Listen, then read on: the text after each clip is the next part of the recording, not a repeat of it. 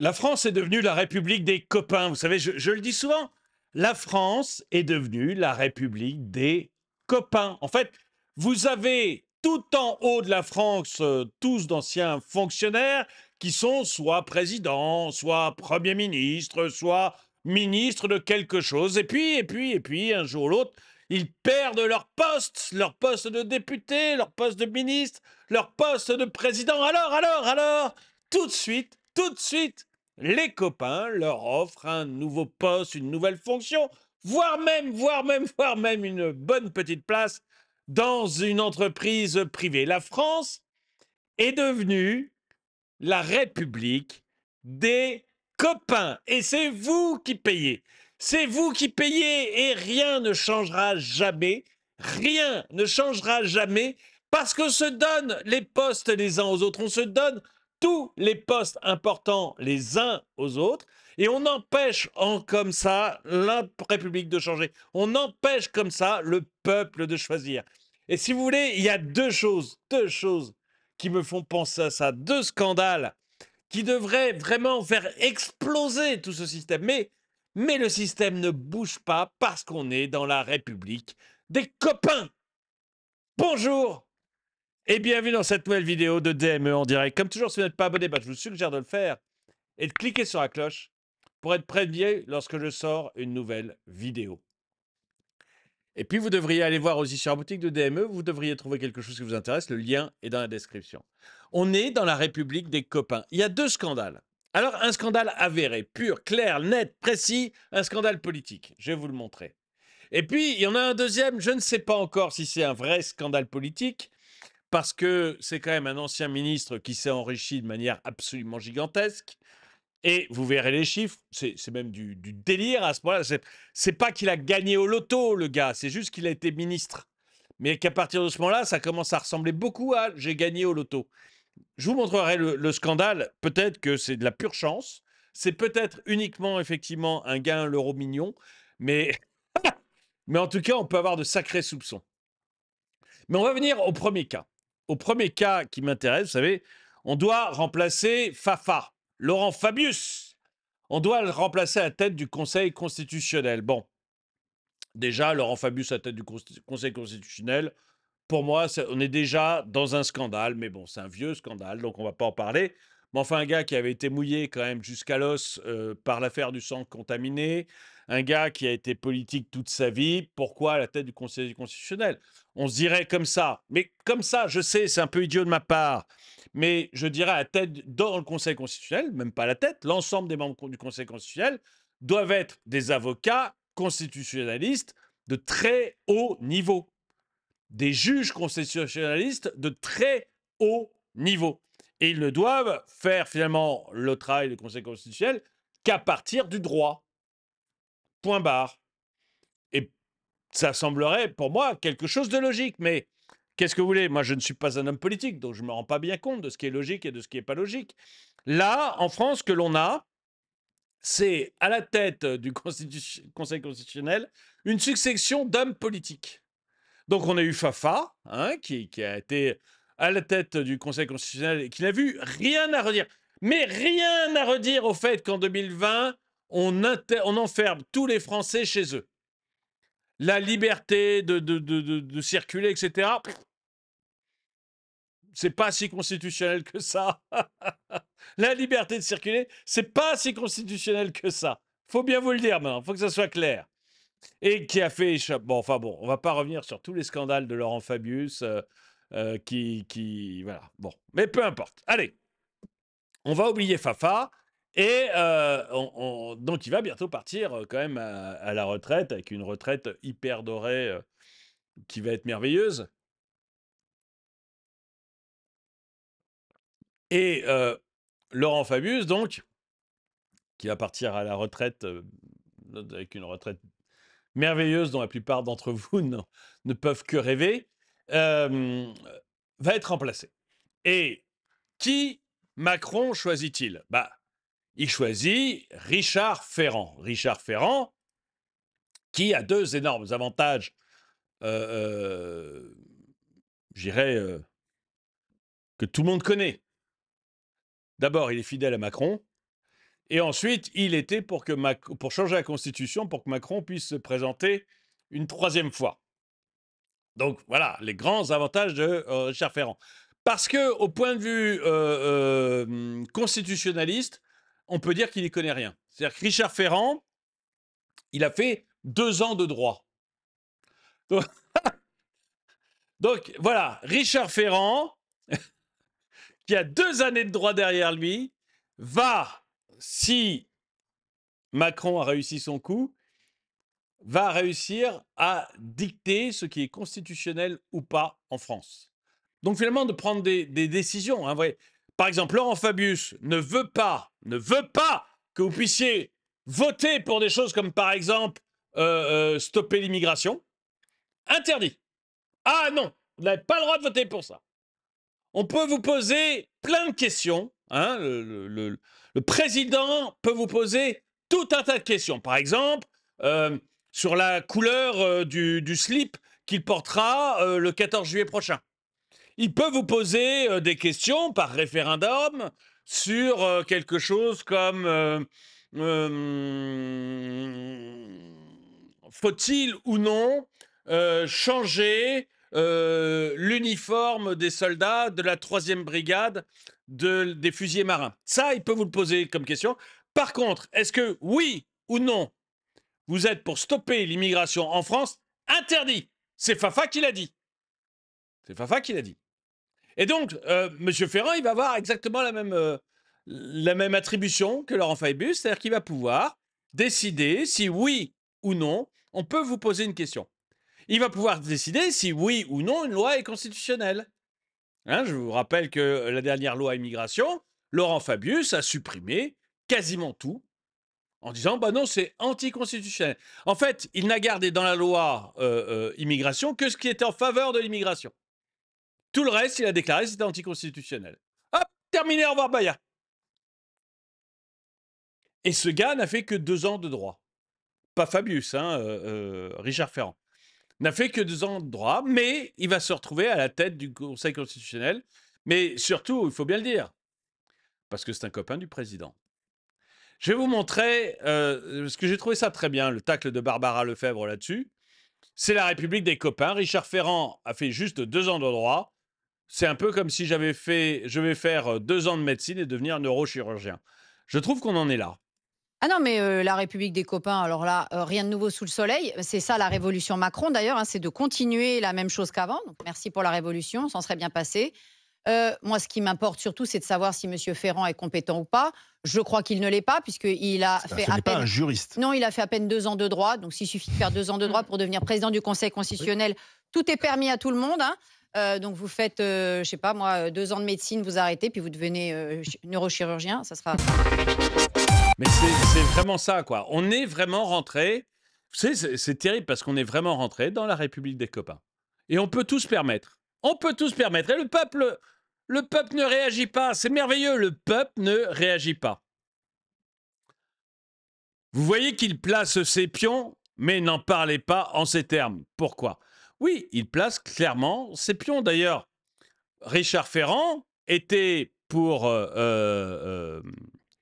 une révision constitutionnelle permettant à autoriser un 3e mandat pour Macron. Ça, c'était en 23. En février 2025, Emmanuel Macron propose maintenant Richard Ferrand pour président du Conseil constitutionnel. Donc, quand on va poser la question à M. Ferrand, est-ce que M. Macron a le droit de se présenter pour un 3e mandat? À votre avis, quelle va être la réponse du Conseil constitutionnel? Si on lui pose la question à Richard Ferrand, je ne sais pas comment on va le faire. Je ne sais pas comment on va le faire parce que notre président est foncièrement honnête. Donc, c'est certainement pas une magouille. Mais imaginez que l'on pose la question au président du Conseil constitutionnel, qui est très fort de ses 2 années de droit. Qu'est-ce qu'il va répondre? Richard Ferrand au Conseil constitutionnel. Attendez, on va l'écouter. Je n'ai pas écouté ce qu'il nous dit. Ah si, c'était un vote. C'est un vote à main levée. Mais honteusement, le nombre de voix contre était supérieur au nombre de voix pour. Et lui dit, si, non mais c'est bon, mais j'ai regardé, je vous dis que c'est bon, c'est oui. Donc aux voix l'amendement 2123 qui a reçu un avis favorable du rapporteur et du gouvernement. Qui est pour? Qui est contre? Il est adopté.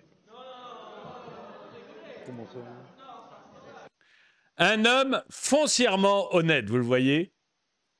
Adopté, j'ai regardé évidemment. Non, non. Je mets aux voix. Comment? Ceux-là, là? D'accord. Non, non, mais écoutez, il a été adopté. Ça suffit. Même le greffier derrière Il y a lui, une n'y croit série pas. d'amendements identiques, Monsieur Breton. Monsieur Breton. Non, non, écoutez. Mais pourquoi vous contestez? Si je vous dis que l'amendement a été adopté, il a été adopté. Écoutez, ça suffit, ça suffit. Donc aux voix. Donc un homme foncièrement honnête, Monsieur Ferrand. Je vois pas comment on pourrait contester qu'un homme comme ça soit au Conseil constitutionnel. Comment peut-on oser affirmer que la France est une démocratie quand le président d'un contre-pouvoir est nommé par celui que ce contre-pouvoir est censé contrôler? Et il en est de même pour le président du Conseil d'État. Mais moi, je ne sais pas comment ça marche la nomination du président du Conseil constitutionnel. Je ne suis pas un politique, moi. Mais on pourrait imaginer que le président propose, par exemple, la Cour américaine. Vous avez le président qui propose, mais un juge, un vrai juge, pas un copain. Parce que là, Richard Ferrand, c'est un copain. Alors que le président de la République va proposer un vrai juge sur lequel il va y avoir une enquête XXL. Et derrière, c'est les parlementaires qui vont voter, qui vont accepter ou non. Mais du coup, vous présentez quelqu'un vraiment sur lequel il n'y a pas une seule tâche. Une seule tâche. Et surtout qui est un vrai juge fédéral.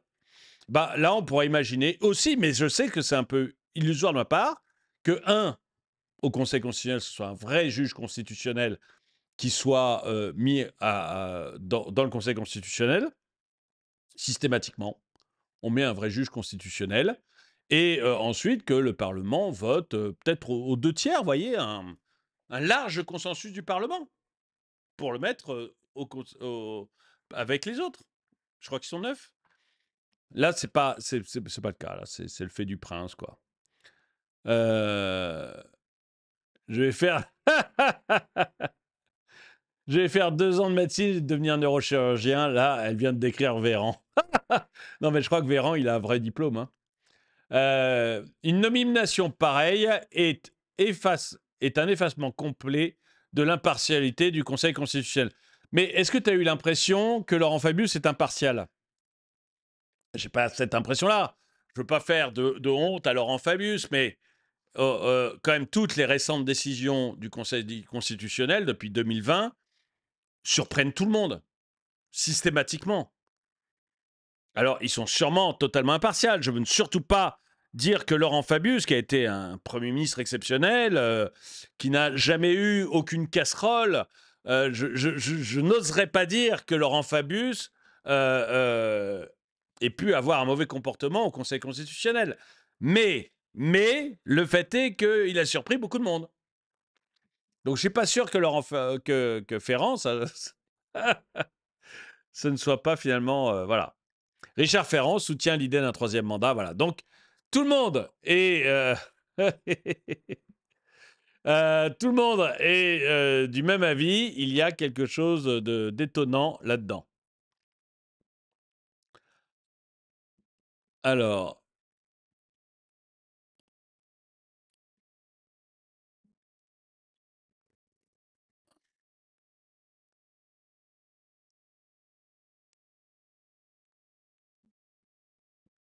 Bon, a priori, les décisions sont encadrées par les textes. Il n'y a pas de risque de politisation à l'intérieur de l'institution, nous dit Anne-Charlène Bézina, qui est constitutionnaliste. Moi, je veux bien. On a bien vu qu'il n'y avait jamais, mais alors jamais eu, de décision politique au Conseil constitutionnel. Tous ceux qui ont vécu les confinements, les masques, les vaccins, ont bien compris qu'il n'y avait jamais eu, mais jamais eu de décision politique au Conseil constitutionnel. On l'a très, très bien vu. Très, très bien vu. Voilà. Donc, on sait tous que le Conseil... Ah là là. Je vais faire 2 ans de médecine et devenir neurochirurgien. Elle sera déjà plus compétente que Véran. C'est vilain, c'est méchant. Mais voilà, donc on voit là à mon avis, on est quand même sur des choses totalement anormales et qui montrent vraiment que notre politique est devenue n'importe quoi. Encore une fois, Conseil constitutionnel, tu mets des constitutionnalistes, tu mets pas des copains. Voilà, bon, c'est peut-être rétrograde de ma part, mais je pense que c'est le seul moyen d'avoir un truc qui tient la route. Et, je vous avais promis un deuxième scandale, parce que j'en ai vu un deuxième qui m'a aussi un petit peu fait réagir, et beaucoup, beaucoup, beaucoup, beaucoup, je vais le dire 3 fois, surpris. C'est Mistral. Vous savez, Mistral, avant de vous le montrer, je vous parle. Mistral, vous savez, c'est l'AI française qui marche plutôt bien. Voilà, cette AI-là marche bien, le chat, pardon. Moi je l'ai pas utilisé, mais tous ceux qui l'utilisent me disent que ça marche bien et c'est vraiment comparable à ChatGPT, c'est vraiment comparable à Deep, je me rappelle son nom, DeepWell, je crois, le chinois. Donc ça marche vraiment bien. Ça marche vraiment bien, le chat. Et on a donc demandé, des gens ont regardé au sein du chat s'il pouvait y avoir des choses étranges. Et on a découvert que euh, l'un des actionnaires de Mistral, c'était Cédric O. Alors je ne sais pas si vous vous rappelez de Cédric O, mais c'est un macroniste qui a été ministre. C'est un macroniste qui a été ministre. Et donc on se demande 2 choses. Est-ce que, enfin, il a été secrétaire d'État chargé du numérique. Donc vraiment, chargé des boîtes comme Mistral, hein. C'était vraiment son boulot. Et on s'est dit, bon, bah alors, combien il a gagné? Parce que Mistral, c'est quand même le jackpot, hein. C'est un peu le jackpot. Donc, on s'est demandé combien il avait gagné et combien il avait mis au départ, au pot.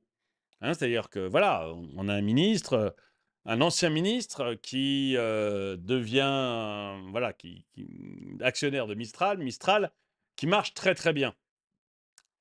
On aimerait savoir combien il a mis et combien il a gagné. Et forcément, bah, les gens ont posé la question à Mistral. Bah, on a une AI, donc on va regarder. Et vous allez voir que c'est forcément, mais c'est jamais je ne sous-entendrai qu'un ministre de Emmanuel Macron peut être un homme malhonnête. Non. Et je ne permettrai pas qu'on me le dise ça dans les commentaires. Mais il y a juste des ministres de Macron qui ont de la chance. C'est tout.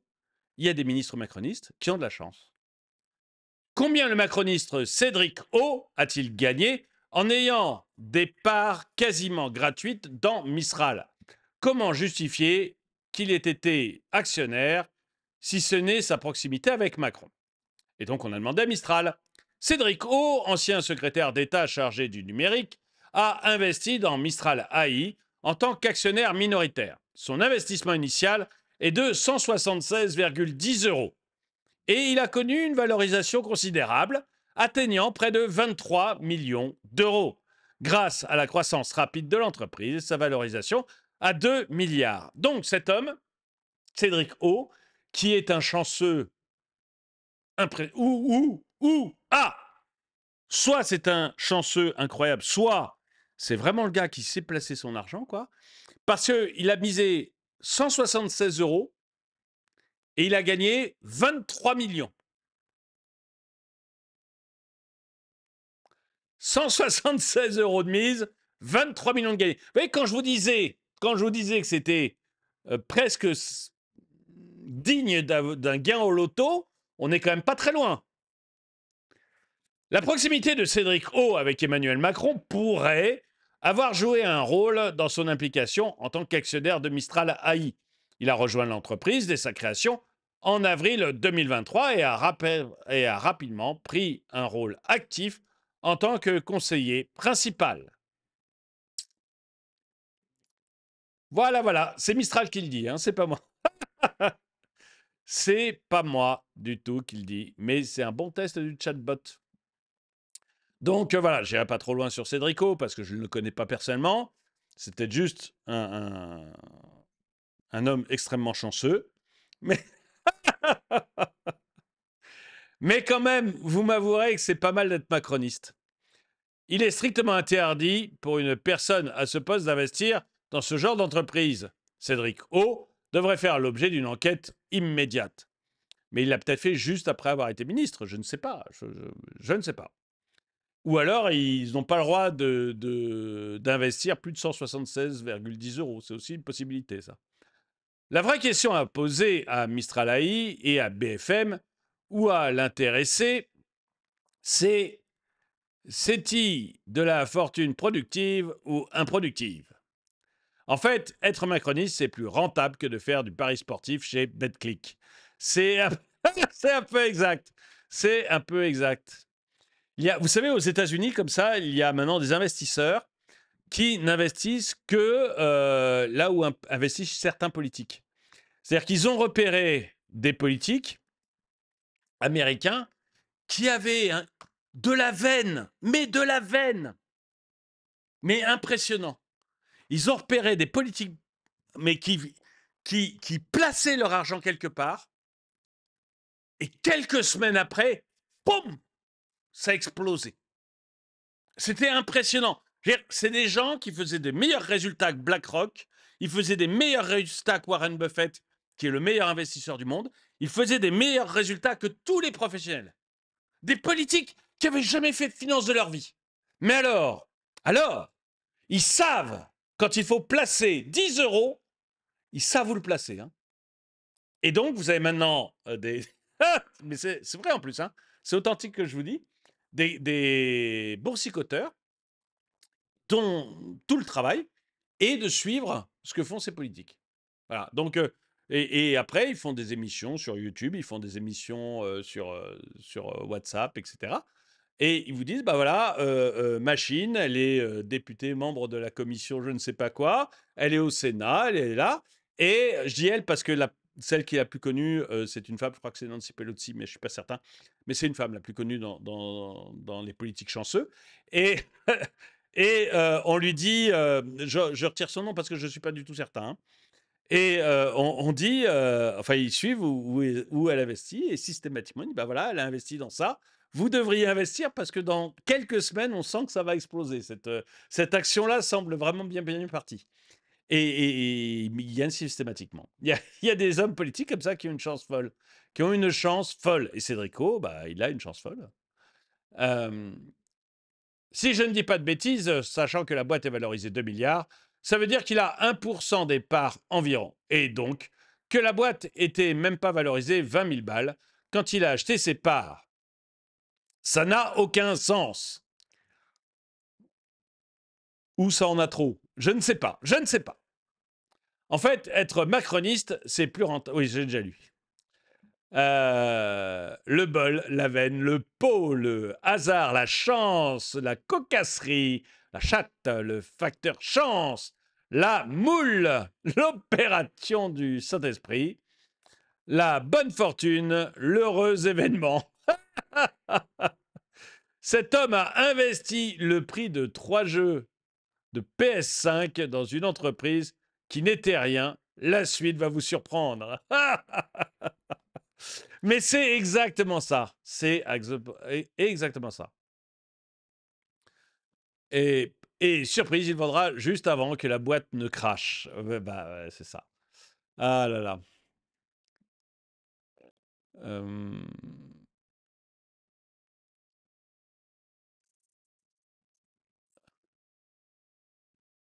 Combien 176,10 euros investis. La boîte était alors valorisée 20 000 euros, je crois. Mais ils se foutent de nous, mais c'est merveilleux, c'est merveilleux, c'est merveilleux. Et ils gagnent 23 millions d'euros. Et on ne nous prend pas du tout pour des imbéciles, mais pas du tout, c'est de la chance. C'est impressionnant, impressionnant. Comme dirait Elon Musk, il y a quand même quelques personnes dans cette administration euh, qui, en ayant des salaires très faibles, finissent multimillionnaires. Soit c'est des investisseurs de génie, soit il y a quelque chose de louche là-dessus. Et ben, je dirais la même chose. C'est quand même très, très, très, très, très surprenant. Mais bon, qu'est-ce que vous voulez? La chance, le pot, ça existe. Dites-moi ce que vous en pensez. Hein, ce Richard Ferrand qui se retrouve au constitutionnel, président du Conseil constitutionnel en ayant fait 2 ans de droit, et dont finalement le principal trait, c'est d'avoir proposé que Macron puisse faire 3 mandats. Le- et ce très cher Cédric O qui met 176,10 € dans une boîte et qui se retrouve à avoir gagné 23 millions. Est-ce que vous pensez que tout ça, c'est de la chance, c'est normal, c'est comme ça arrive? Qu'est-ce que vous voulez? Ça arrive? Ou est-ce que vous trouvez, vous aussi, que cette République française devient vraiment, vraiment de plus en plus la République des copains? Merci d'avoir regardé cette vidéo. Mettez un pouce vers le haut, commentez, partagez. Merci à tous ceux qui soutiennent la chaîne. Et moi, je vous dis à très bientôt.